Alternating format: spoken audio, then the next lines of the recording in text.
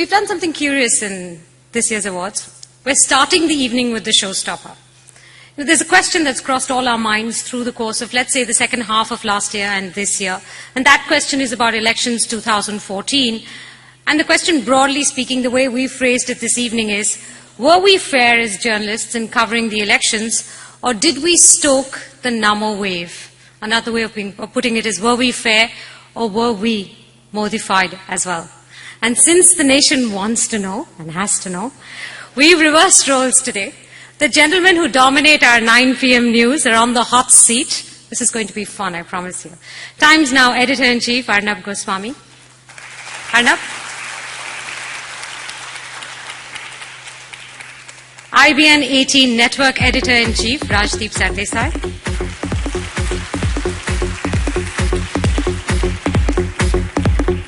Veteran journalist, Kumar Ketkar.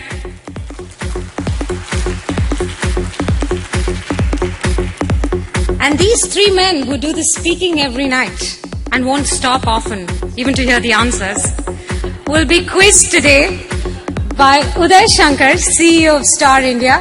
Uday is having his revenge on all the journalists in this country today.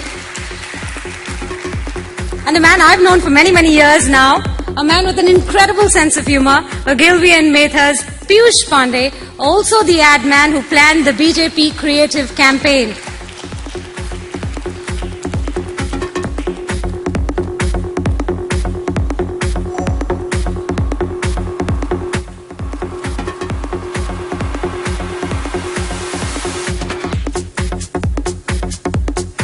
We're waiting for the 2 hosts to get mic'd up.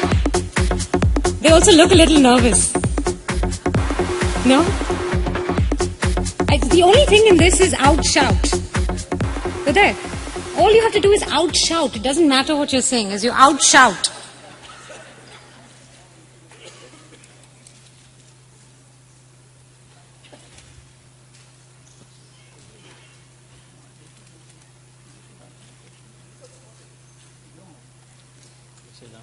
Piyush is also jumping in with questions. Or maybe he'll answer. I don't know. Since everybody does everything here.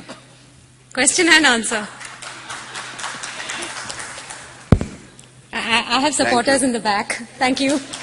I meant... Hi, Piyush. I would hug you, but actually you need an all the best. I'll give you a hug.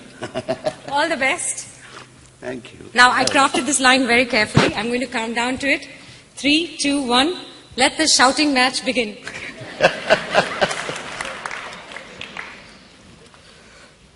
Thank you, Menka. And since we all know how these debates are conducted, we shall conduct them exactly like that. I shall ask the questions, and I shall not let anybody answer.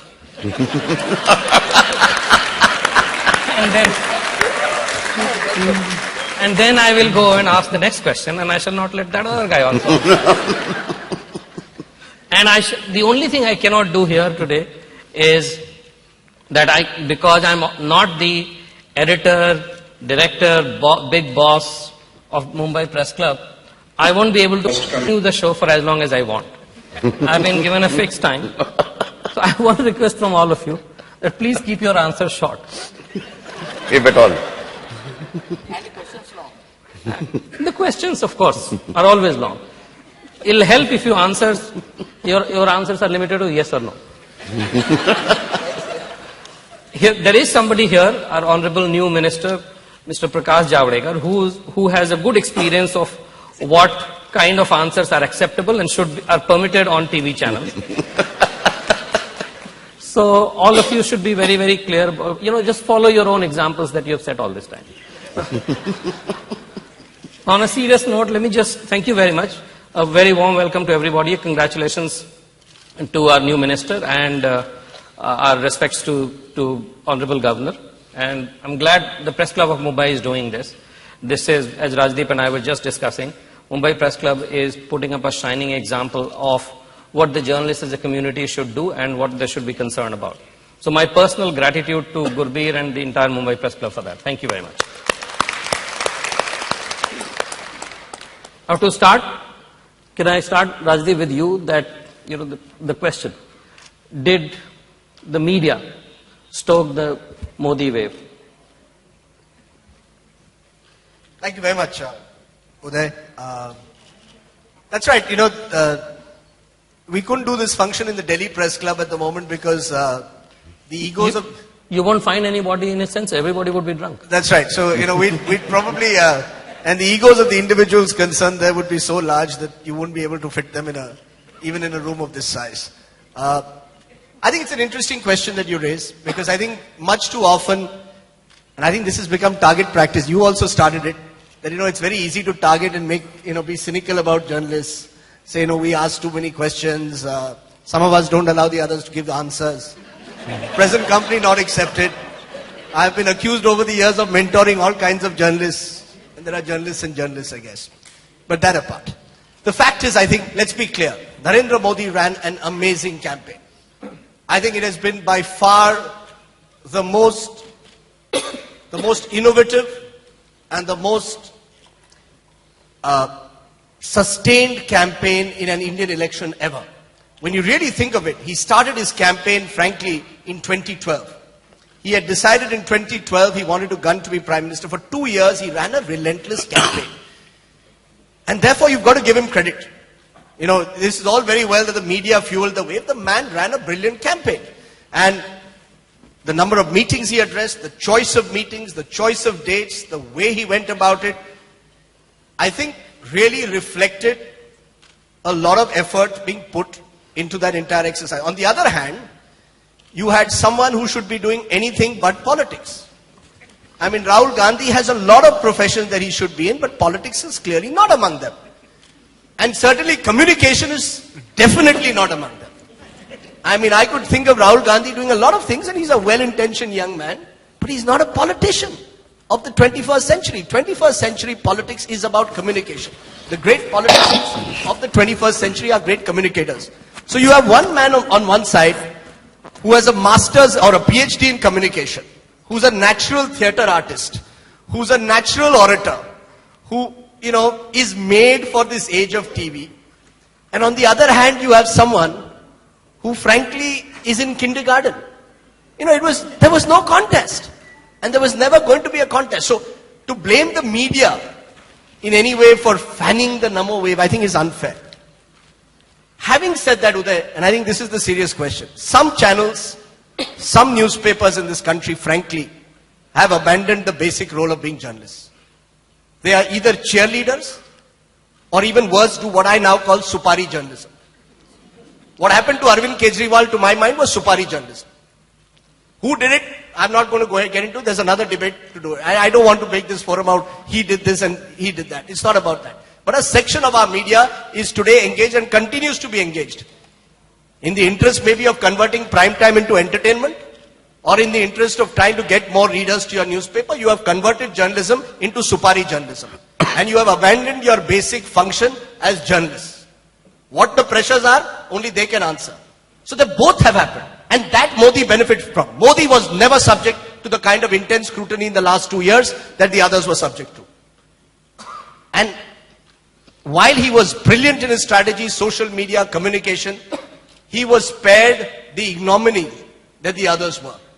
And I believe that there's a fundamental reason that journalists must ask themselves and introspect, why have we reduced this great profession at times to either Supari or cheerleading? I've seen some channels. I mean, the kind of journalism that they did during this election, you elevated Narendra Modi into God. He's a damn good politician, as I said at the start. But he's not a messiah. No questions were asked. Some of the interviews, and I credit Arnab, he was the only person, I would say, to some extent, who raised questions to Modi.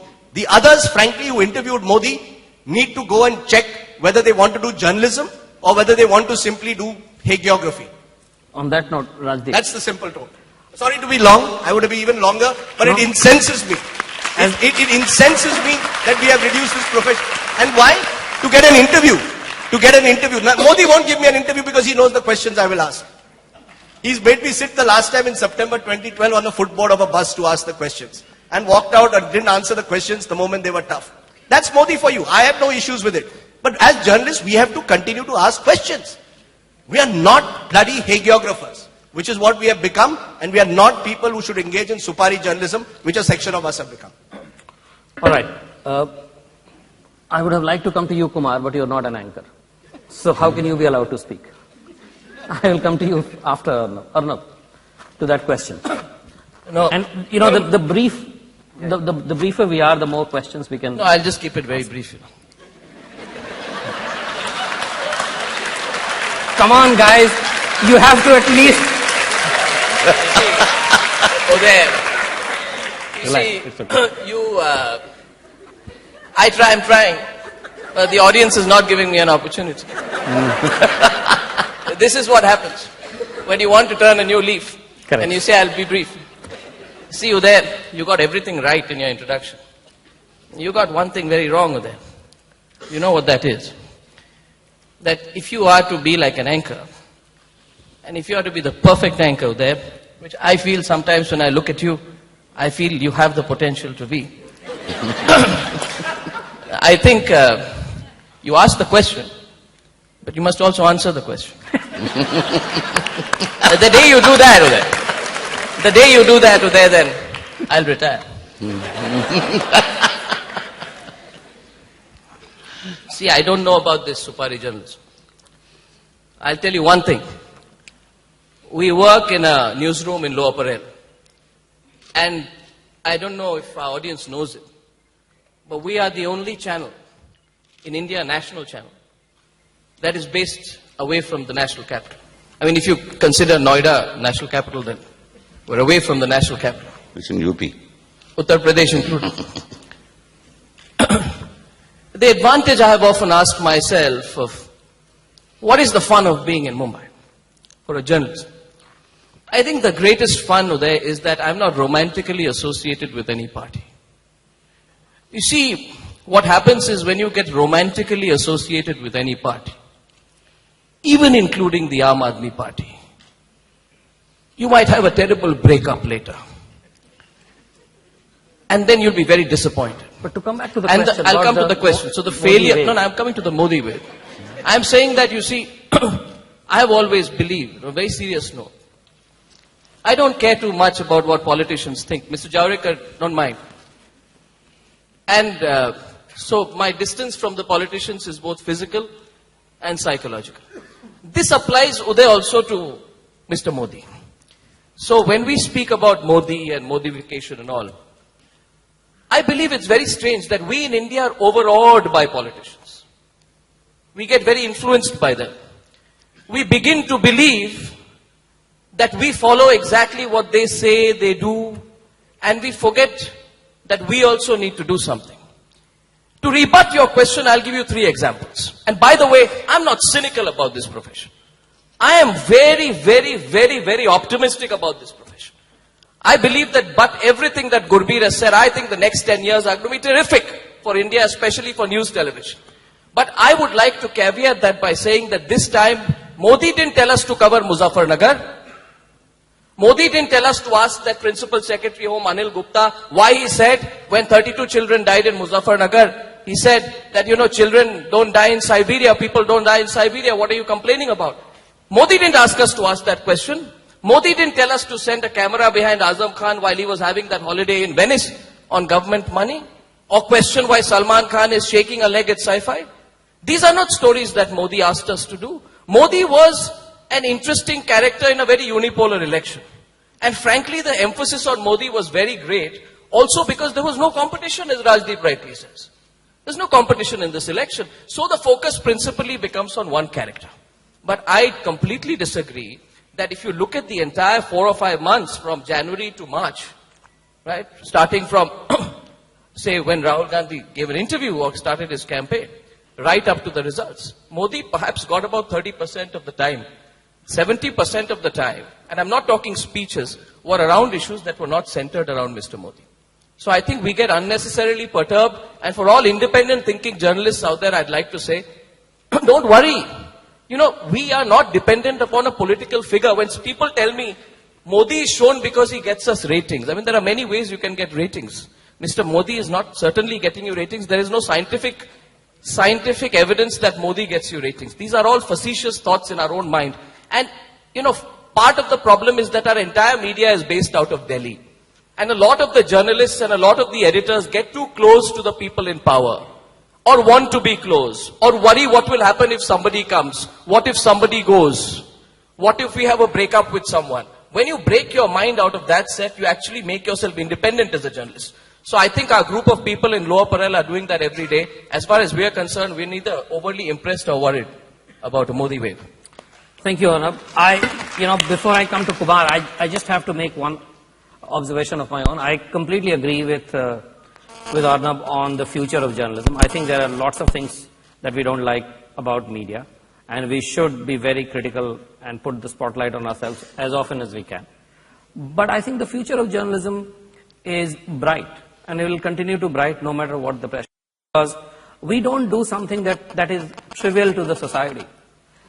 We do something which is very, very central to the society. And even for Indian media, even for all the battering that Indian media takes from other people and within the community, do you think this country would have been better off or worse off without us?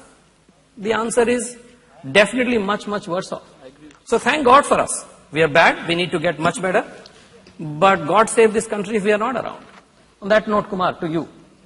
Do you think, as a journalist and as a frequent participant, do you think the media created or stoked a Modi wave?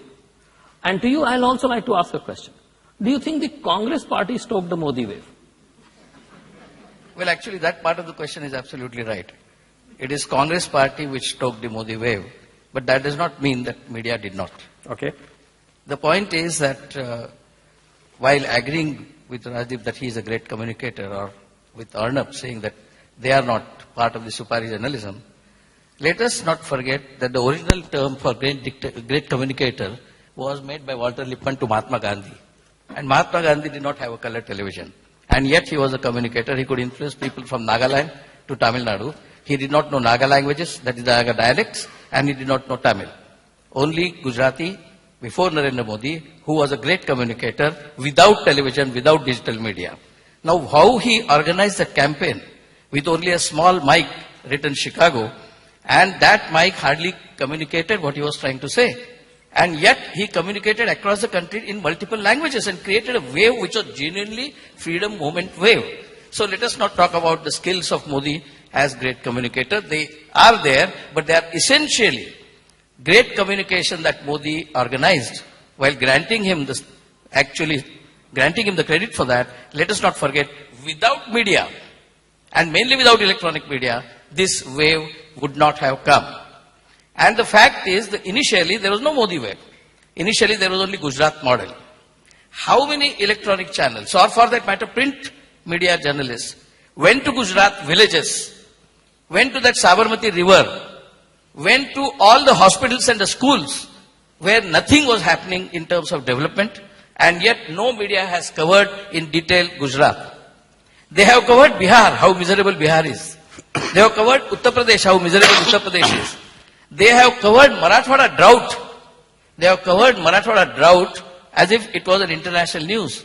But they did not cover the floods in Gujarat, which actually wiped out many parts of Surat, Baroda, Ahmedabad at the time when Modi was campaigning at the top of his campaign trip. Nobody covered that. The accident which took place on May 26 on his swearing-in day, media did not cover that accident. 40 people had died. Otherwise, all railway accidents make headline 8-column news. And what is the railway minister doing? Granted, there was no railway minister.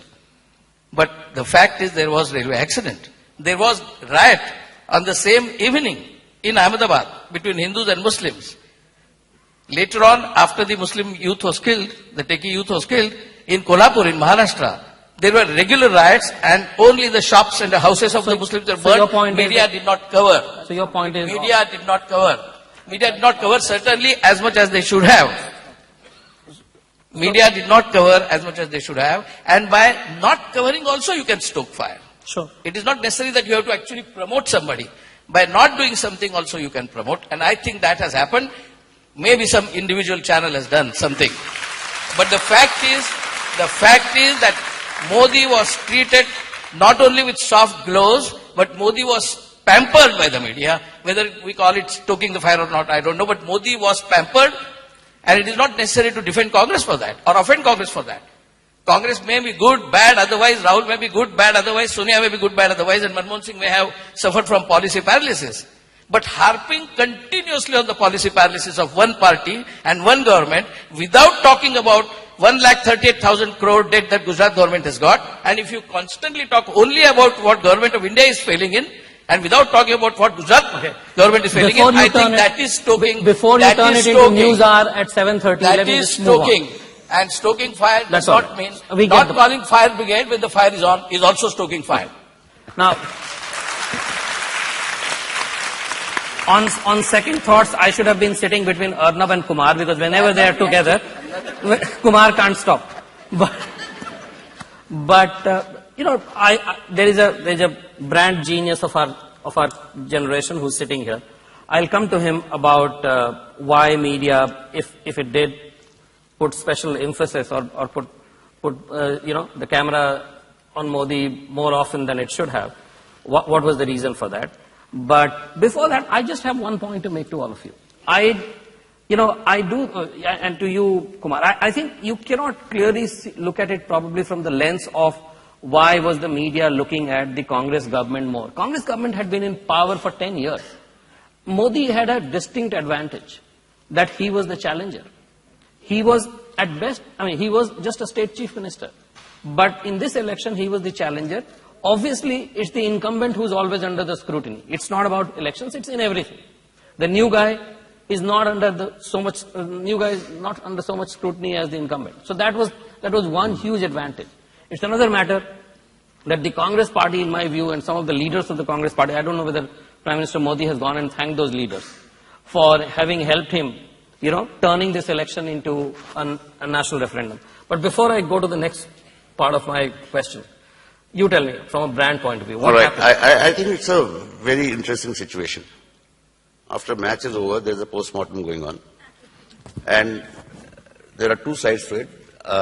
One is kicking your backside for doing something which you now feel should not have been done.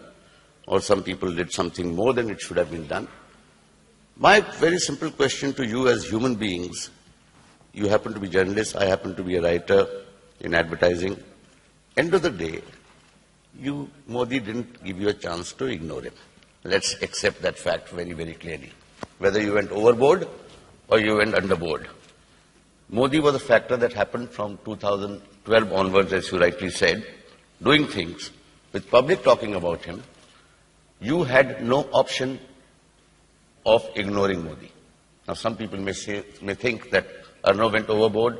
Some people may think the journalists went overboard. Some people may think that things were given this way. I am asking you a very simple question. As a human being, when India wins, why do you keep going Dhoni, Dhoni, Dhoni? You are a human being. You are influenced by what is happening around you. And sometimes there is a possibility that you might give a little more emphasis. What was just said about the railway accident. Now, in hindsight, you can say that that was not reported. But on 15th of August is 15th of August. The paper is orange, white and green that day. Some news becomes smaller. So I'm not blaming anybody. I'm not saying that you did it deliberately. But do not kick yourselves so badly. Your journalists are not so bad. I would like to believe. I would like to believe that there is a priority of the day. There is a mood of the day.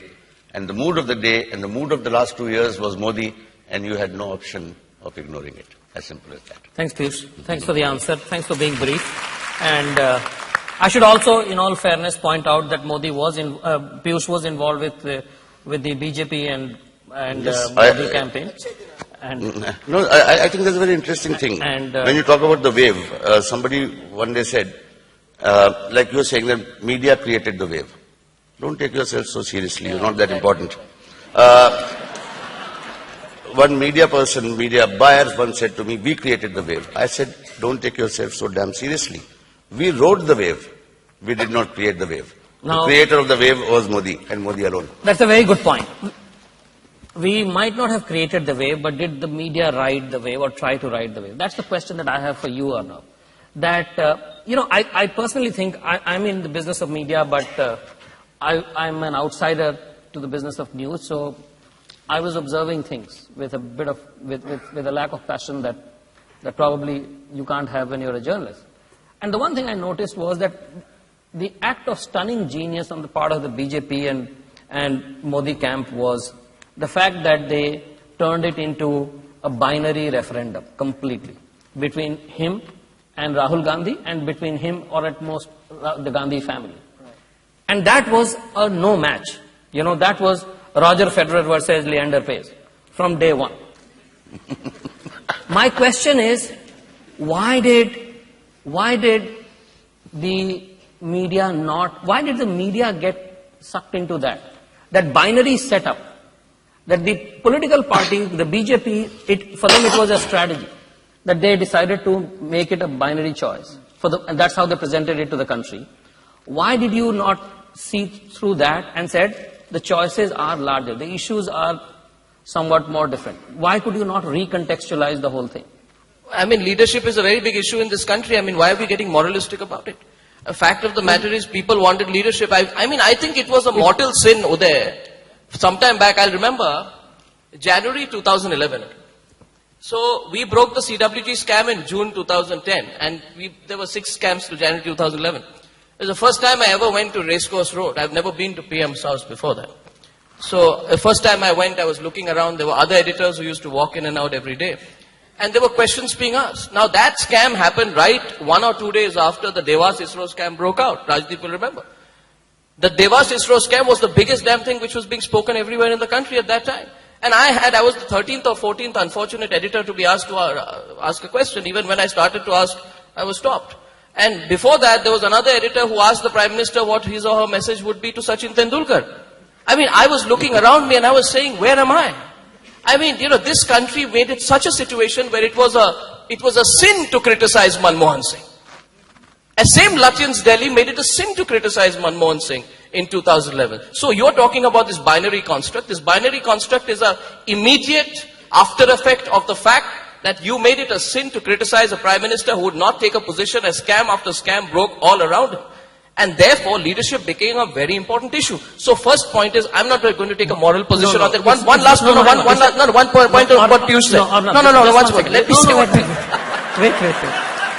No, you have different rules for me. No, I've learned from you. No, I'm only asking. No, one point to let me complete on the point what Piyush said. Let him ask. Let me make a point on what Piyush said. This question is, this entire debate, sorry, I'll give it back to you. The entire debate is predicated around a simple premise that did we modify the election to make Modi win, right? So, Kejrify the election to make Kejriwal lose. I mean, what kind of a question is that? We are taking ourselves, I take exactly what Piyush says, we're taking ourselves too seriously. I'll give it back. No, you can't hide behind that, when it suits you that you're taking yourself too seriously. You of all the people can't make that argument to hide behind that, number one. Number two, it's not about whether you take yourself too seriously. It's not a moral question that I ask. It's a very factual question. The Indian elections are, of course, there is leadership and each party is led by a leader and eventually it's about the election of a prime minister. But Indian elections are not the elections of two individuals. And that, I'm asking a factual question. The one thing that I found missing in the media context, and that question is for you, Rajdeep, that it was, why did you sounded a little disturbed about the way the media behaved. Why did you or your channel or the other people who were not so, let's say, who were not happy about what was happening in media, why were they not able to put the right context and extend the scope of the debate and the electoral focus? Look, I think there is a problem of being prisoners of format. We are converting this also into becoming prisoners of format. Whether whoever shouts louder, screeches louder, wins out. And I think somewhere 24/7 has also fallen into that trap. The ability to actually go beyond the headline. Kumar there are huge positives to the Gujarat model as well. The Jyotigram scheme of Modi, for example, which again needs to be explained, understood by the average viewer. We have reduced our coverage of news on television to he said, she said, cockfight. That is the reality. We've also failed, for example, 1.76 lakh crore telecom scam. The biggest scandal of the CAG ever. You cannot have a 1.76 lakh telecom scam. But there was fear that if I started questioning the CAG, would I be seen by some to be holding a brief for the Prime Minister and the Government of India? That's the truth. Let's be clear. You cannot have a 1.76 lakh crore telecom scam. It was presumptive loss, but we were unwilling to do that. Actually, the real problems of the media started 2010, 11, 12. Manmohan Singh look, you had a Prime Minister on silent mode. He had no chance. In the age of communication, and his spokespersons were people who made it even worse. They were soft targets, come every night, and they made it worse for the party. But remember one thing, Uday. Indian elections are not just won or lost on television or whatever. Never be. I think the fact is, you've had a unique election where Mayawati got 0 seats. You've had a unique election where the likes of Nitish Kumar, who, whether you like it or not, has changed the face of Bihar in many ways, ended up with 2 or 3 seats. You had a unique election where a national conference blanked out. DMK blanked out. This is not a normal election. It was not a wave election. It was a tsunami election. So no conventional wisdoms, no ideas that television makes or breaks will hold anymore. My bigger problem, and I think you have a point, is that somewhere we have lost. I mean, I believe, sadly the glass is half empty. I believe we have lost the capacity to actually go beyond the dramatic headline. 1.76 lakh crores telecom scam, great headline. It sounds great. Are we willing to go beyond that and actually start questioning the CAG? We won't, because we've lost our nerve, frankly. And that's what has happened. We are the Gujarat model. Are we willing to do a serious interrogation of the Gujarat model, positives and negatives? Inability. There's good journalism, and you'll have many of them being awarded today. Requires effort. We are now doing masala journalism. I use word supari, I'll call it masala. And we can go on saying that in the next 10 years we are going to be so great and how we are going to change this country. Arrogance is the downfall of every journalism. But the question And we have become arrogant. We may say in this gathering, Uday, we will say that we don't break or make politicians. When we go on air or when we write in our byline in bold, every editor, in my time no editor took front page to write this big byline of his, where the editor became more important than the copy. Or today when in prime time television, what the anchor says matters than what the guests say. That is the truth. And we don't want to face it because we have got caught in our arrogance. And if we don't do that, your question will never get answered. You have raised a valid question which will never get answered, not today, not 5 years from now, not 10 years from now. Is journalism willing to do the serious interrogation of what goes on in society around us? Or are we so convinced about ourselves and what we are that we don't care? We really don't care anymore. So we will not even do a serious introspection on whether, why, for example, Mayawati got 0 seats. Have I seen a serious I'm piece? coming to that. I haven't seen a serious piece written in a newspaper or in a television channel on why Mayawati got 0 seats. No, I'll come to that. And I don't think 10 or 15 years ago that would have been the case. 10 or 15 years ago, your editor would have told you, go and find out why that has happened. Look, And even Muzaffarnagar. Look at the way we covered Muzaffarnagar. I will contrast the way we covered Muzaffarnagar with the way we covered previous riots. Rajdeep, it's true. I agree with you. But there are 2 points that, and I'm coming to you, Kumar. There are 2 points that I want to make. First of all, media taking itself too seriously is not quite the same as the impact of media being omnipresent or, too much. Let's make the distinction between, we might take ourselves too seriously and the world might not. That's a very different situation. I have a point, and that's where I want Kumar's answer, because he said media did stoke the wave. There is a very interesting data. I don't agree the media stoked the wave. I did not say that. No, you did. I did not say media stoked the wave. You said media's conduct was very. Conduct helped the wave. Yes, exactly. That is what stoking means. I never said no. All right, let's not get into a debate on that. But the point is, if media helped the wave, why is it that the states where the penetration of media is the poorest, Jharkhand, Bihar, UP, and many other parts like this, are the states where the BJP did phenomenally well, probably That's the point I made. better than states where the media penetration is very high. Gujarat and Maharashtra have deep penetration, so you can say that media swung it. But what about Jharkhand, Bihar, and UP?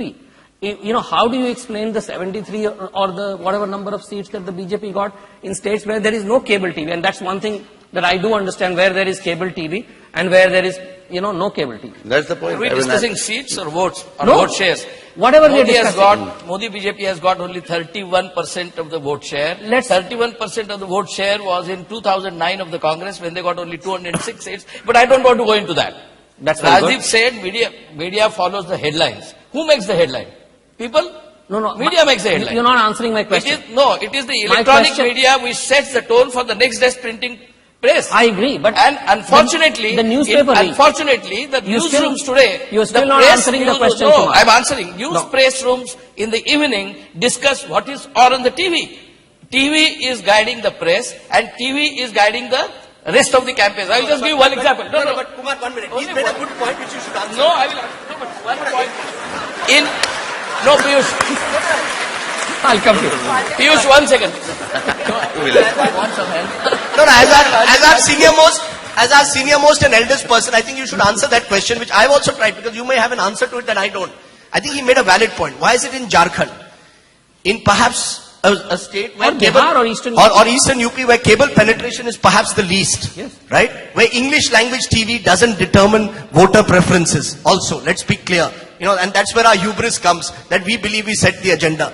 Why is it that in Eastern UP, in Jharkhand, in the poorest parts of the country, the BJP did very well? What explains the fact that the BJP did so well in the poorest parts of the country, where there is no television penetration? Obviously, there was anger against the Congress. Yes. Obviously, Modi was the right man at the right place, and he was able to use it. And why not just leave it at that? Why are we trying to use ourselves as the punching bags? No, I'm not trying to use ourselves as punching bag, but let us remember, in 2011, April to August, there was no Modi. Because as he said, Modi's story begins in 2012, December. In 2011, April to August, there was no Modi. There was only one wave. That was Anna wave. And all 24/7 channels were talking, discussing only Anna movement throughout. And what happened after August? He came to Mumbai. He had a fast in December, and it fizzled out in exactly 24 hours. The entire Anna wave was also, much of it was media creation. And that's why I'm saying that media creation does not necessarily mean that you start. Something happens and then you promote it. Within 4 months of 16th August, when Anna was arrested and immediately released, within 4 months, every single electronic channel, every single media organization made him Man of the Year, Indian of the Year, Great Man of the Year, New Gandhi, and so on. I mean, that New Gandhi disappeared in December, just 4 months after. May I add to this one? Yeah. See, No, you're living in an Piyush, era. No, Piyush, only one thing. Menka, And since you Anna have more did not experience, hire- I'm handing it over to you. Anna did not hire any advertising or campaign agency like yours was hired.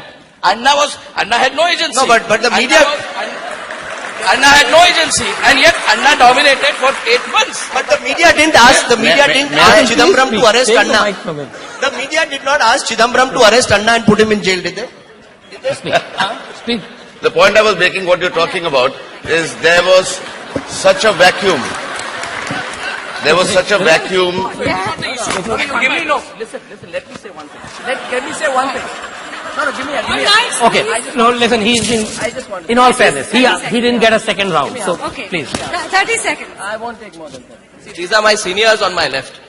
I surrender. Rajdeep has been my boss for a decade, and Kumar Ketkar is very senior man. I won't quarrel with him. I'll just say one thing. We are getting too emotionally involved with our politicians. We should not get so emotionally involved. One small thing, I'll take 30 seconds. I look upon television as the impact of television. In December 2011, a 17-year-old girl was put in jail. You asked me about Mayawati. I say 17-year-old girl was put in jail because she had been raped by a BSP MLA and had been put into prison when she went to complain against the BSP MLA. For 2 weeks, when the media camped in Banda, in Lakhimpur Kheri, in Uttar Pradesh, it became a big story. You think that does not have a trickle-down effect beyond television? I think it is a media awakening, whether we like it or not. It's not restricted to television, but I really would have a statutory warning that we shouldn't get so emotionally involved with our politicians. It's bad for our health. On that note, I completely endorse what Arnab is saying.